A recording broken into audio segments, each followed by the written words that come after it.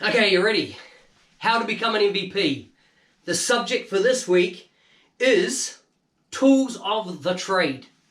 But before we get on to tools of the trade, let me tell you about this fine shirt and whose it's from. Right? CRM, what does it say here?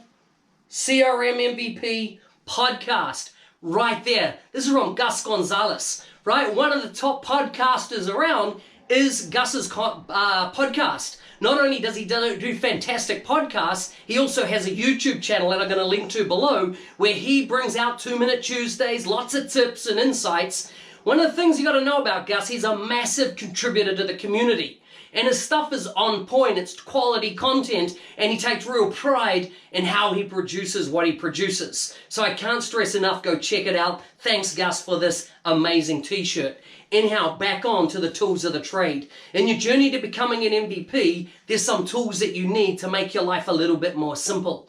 Those tools, first of all, are TechSmith. Go look that up or check it out. I'm bound to put links in the show notes below. But TechSmith have two products. One is Camtasia and the other is Snagit. Now, Camtasia is a screen recorder. So if you want to do videos, you're going to demo how to build a Power App or show the awesome flow that you've created through a step-by-step video, Camtasia is that tool for you.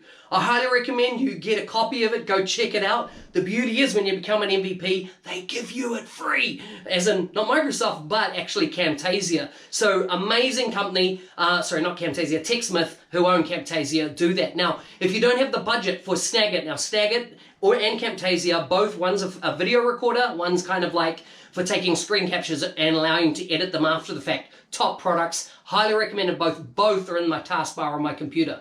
The third product, it's not from TechSmith, but it's called Loom. Go to loom.com. Once again, I'll link to it below. Now, the beauty of Loom is that it allows you to do a screen record.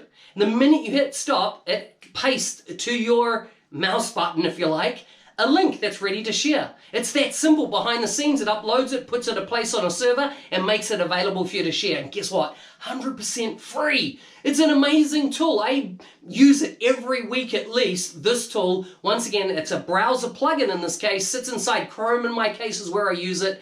And man, I have found it so helpful. Rather than writing out a whole bunch of notes to show something how to do something, I put on the record, I can put my camera if I want, record the audio, over top, and bang, share it. So simple. Get it if you can. It'll make your life so much easier. The next one is a product called Adobe Spark. Once again, it's free.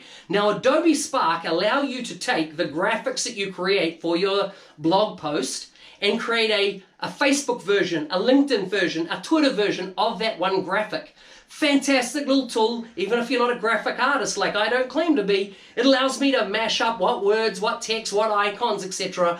on there and create a great eye-catching graphic, which helps you show the value that you're bringing, because often it's the picture that pulls people in as well as a good headline into the content you create. The third product, or the third grouping of product I want to talk about is Buffer. Now, I use Buffer all the time. I use Buffer on Twitter mainly, but I use it for LinkedIn and Facebook as well. And that when I write a post, I'm generally always writing it well in advance. I don't like doing things at the last minute. And so what I do is I post it and then I schedule it to go out on a set date. So if it's a blog post, I schedule it. Let's say it's going to be posted next Thursday on my blog. Well, I don't want to get up that morning and go, did I put that on Twitter? Did I post that to LinkedIn? Did I share it on Facebook? No, I want that to happen automatically. So what I do is use Buffer to put the link to that with the correct image in it. And then what happens at the scheduled time when I know the post is now live on my website, it starts sharing out across my social channels. Makes my life easier. People go, oh, in fact, I tell you what, I was with Nick Dolman in a hotel room, nothing dodgy happening, in Sweden. And okay, I passed out. Anyhow, so we're there and he's just like, look at this, here's Mark passed out and he's still tweeting. Yes, because I have Buffer set up, and if I'm reading a book and something grabs my attention, I will share that. But I'm not going to dump it at the minute I get it and put out 10 tweets in one hit.